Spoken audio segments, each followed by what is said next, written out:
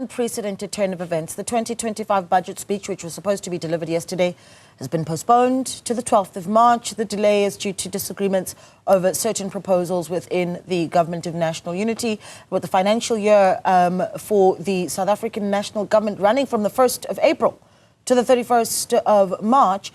What will this day mean for the functioning of government? With us today is political economy and public finance expert from the Southern Center for Inequality Studies at Wits University, Thoko Madonko. Thokozile, good morning to you. Thank you so much for joining us. I just want to get to start off with your reaction when the news hit us yesterday that, okay, there's going to be a budget speech postponement. Your first thoughts?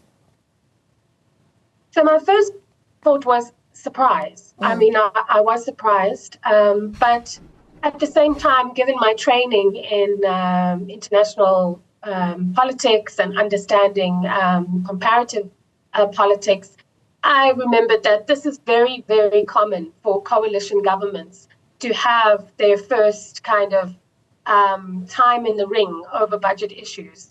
I think what is unprecedented about this is that in some ways, that the Government of National Unity wasn't brave enough to take the proposal that the minister had put together as the cabinet and to have actually fight it out in Parliament, to open it up to a public process.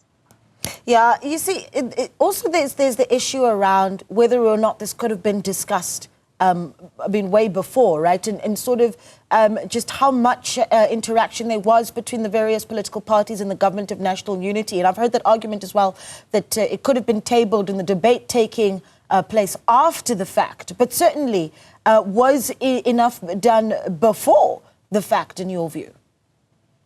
Well, clearly not enough in terms of the way that the Government of National Unity wants to work. So, but in terms of the budget process, it is a very protracted. It essentially kicks off in June of the previous year. We have the medium-term budget policy statement, which was a Government of National Unity policy statement, which set out what the broad strokes were going to be for our fiscal policy.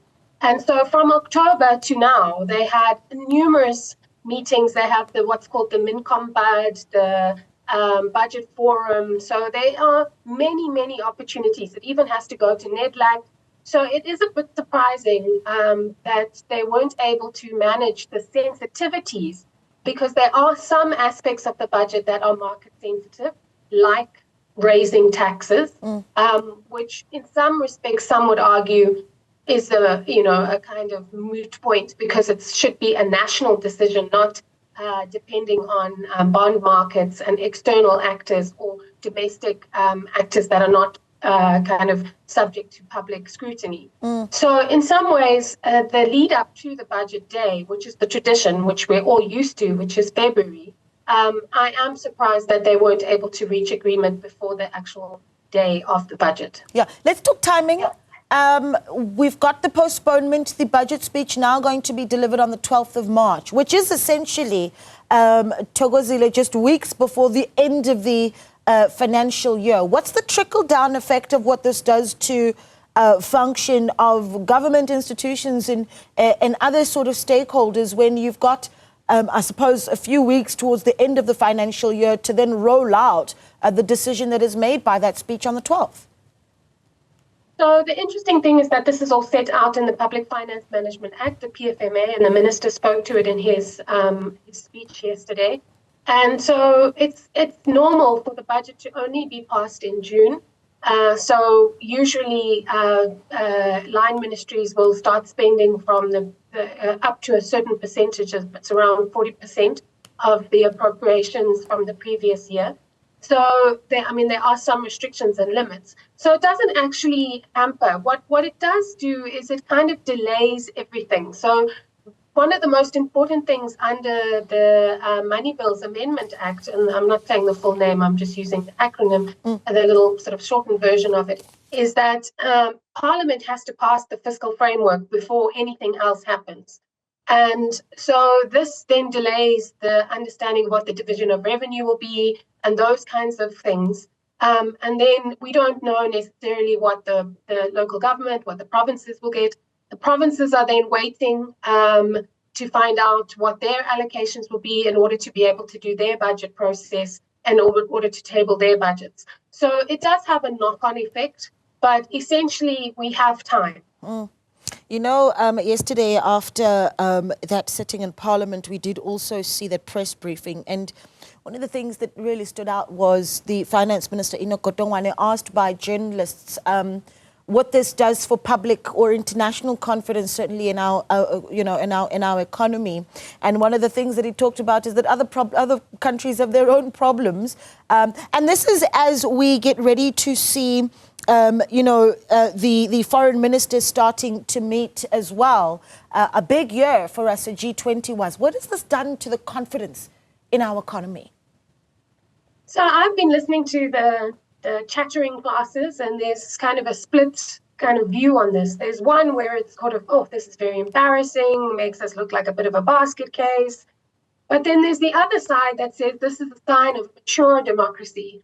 And I have to say that I'm on that side. I think this is a sign that, we have our political leaders learning. We have opposition, what were opposition parties now governing for the first time. And if there's anything that creates tension and stress, is money. When you have relationship counseling, the first, one of the things they talk about is religion and money.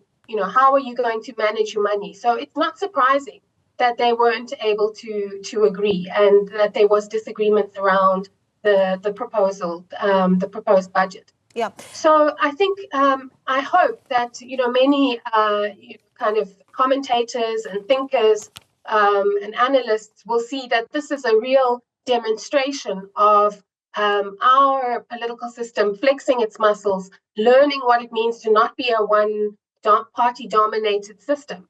And it also has enabled us to get us some insight into the budget process. I've been studying the budget and the budget process for years. And South Africa, in the International Budget Survey, Open Budget Survey, scores incredibly high on transparency. So we do really well in terms of our budget documents. I mean, we saw how there was this scrambling of what do we do with all the documents? And this is so important that we have those documents. So it's critical that we celebrate that we have these wins around transparency. But where we've scored poorly year on year on year is participation.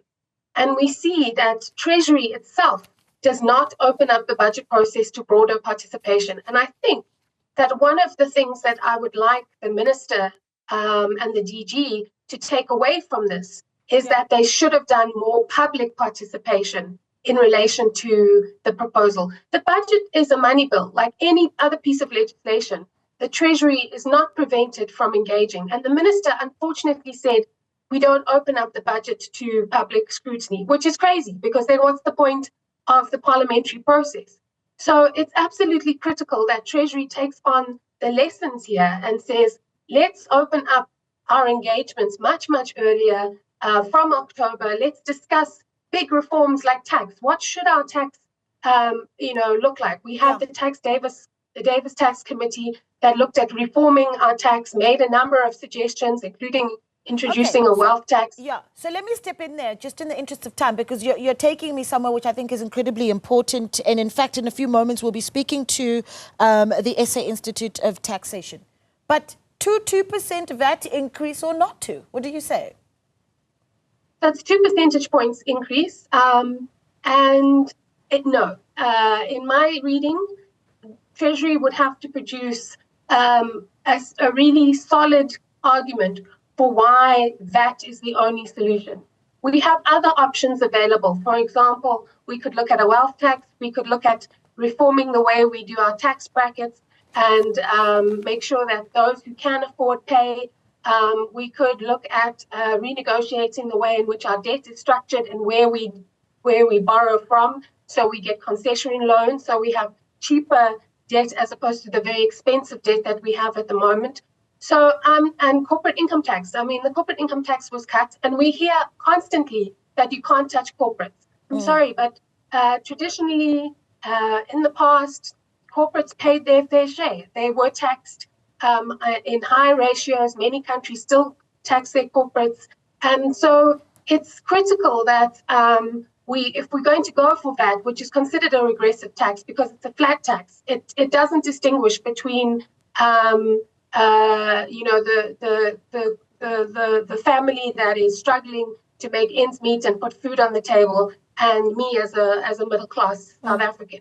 And also the other danger with that is that it can actually fuel inflation, because what can happen is that companies take advantage and they raise their prices, because you as an ordinary person are not going to take out your calculator and figure out if this milk has actually been increased by 2 percentage points. Yeah. What is a 2 percentage points increase? So it can also lead to greed inflation, which is basically price gouging, where they take advantage and it becomes more expensive, which will drive the cost of living crisis, which the president said is one of the apex priorities to tackle. Right. So that has a lot of, it really should be the last resort in any kind of tax mix. Okay. Yeah, interesting when you start to break down really the trickle-down effect of that. Thokozile, we really do appreciate it. Thokozile Madonko there. She, of course, is with the Southern Center for Inequality Studies at Wits University.